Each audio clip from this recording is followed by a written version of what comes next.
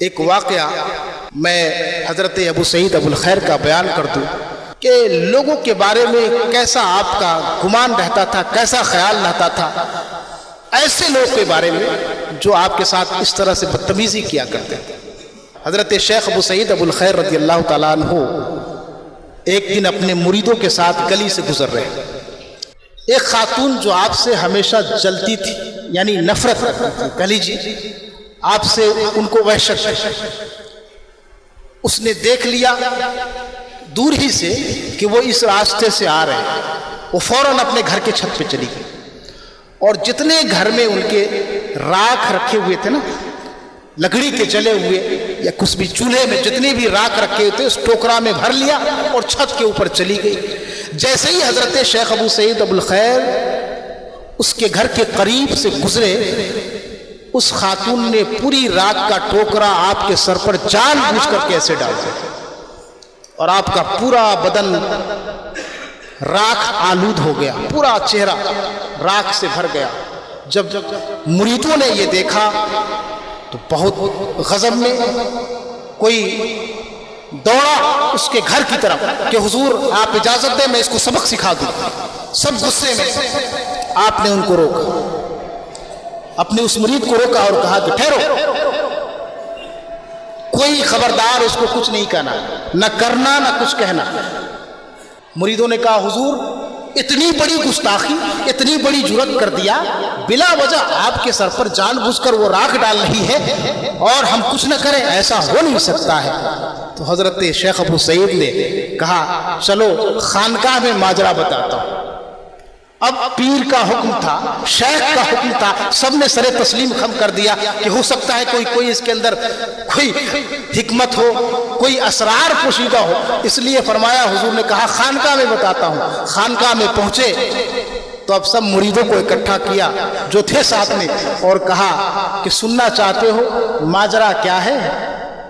یہی جاننا چاہتے ہو نا، راکھ کیوں ڈالا گیا؟ اس خاتون نے بلا وجہ میرے اوپر راکھ کیوں ڈالا؟ تو اب مریدوں کو یہ اندازہ تھا کہ شاید کوئی واقعہ بیان کریں گے یا کوئی کہانی بیان کریں گے، لیکن حضرت خواجہ ابو سعید ابو الخیر فرماتے ہیں اگر بہت زیادہ تم کو تعلیم اور توجیہ چاہیے تو بس اس سے بڑھ کر کے توجیہ و تعلیل کوئی نہیں ہو سکتی۔ سنو کہ یہ تو اللہ کا کرم ہوا، فرماتے ہیں کہ میرے مالک نے یہ تو مجھ پر کرم کیا، بڑا رحم کیا کہ صرف راکھ ہی ڈلوایا،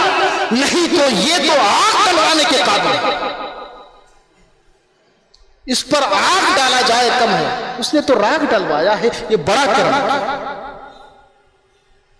بتائیے اس سے بہتر توجیہ اور تعلیل کیا ہو سکتا ہے؟ اس میں دونوں چیز ہے، صدق مال حق بھی ہے، رفق مال خلق بھی ہے۔ صدق مال حق یہ ہے کہ اگر تو نے اللہ پر ایمان لایا اور اسے ہی ہر فعل میں فاعل سمجھا تو دیکھو صرف زبان کہنے کے لیے نہ ہو کہ جو کچھ بھی ہوتا ہے اس کی طرف سے ہوتا ہے، جو کچھ بھی آتا ہے اس کی طرف سے آتا ہے۔